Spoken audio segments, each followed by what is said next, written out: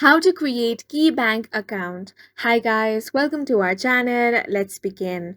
In this video, I will guide you on how you can create KeyBank account. For this, you want to open up any web browser. Now head over to key.com. Once you land on this website, you want to click on the Open an Account option.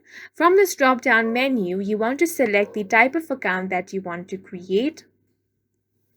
Once you have selected your type of account, on the next page, you want to go through the details about that account type. Now click on the Open Now option. Here, it will show you the eligibility for creating an account. If you are eligible and you have all the required documents, you want to click on the Let's Go option. Now, you will have to select if you are an existing KeyBank client or if you are new to KeyBank. Select your option, then you want to enter your zip code. Once you have entered your zip code, you want to click on the Continue option. Now, here you will have to fill up your personal information, so enter your first name, last name, date of birth, then enter your social security number or TIN. Once that is done, you want to enter your email address.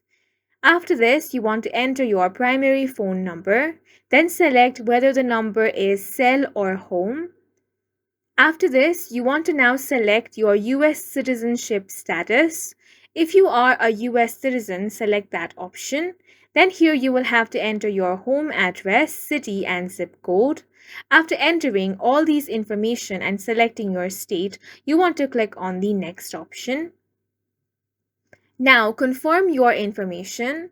After you have confirmed your information, on the next page you will have to select the document type. So you want to select the type of ID you want. If you select your passport, you will have to enter the country, then enter the ID number, expiration date, then enter the issue date. Once you have entered all these details, click on the next option. Now you will have to follow the on-screen prompts, and after all the process has been completed, your new account will be created. And that's it for this video. If you found it helpful, please make sure to hit the like button and subscribe for more videos like this.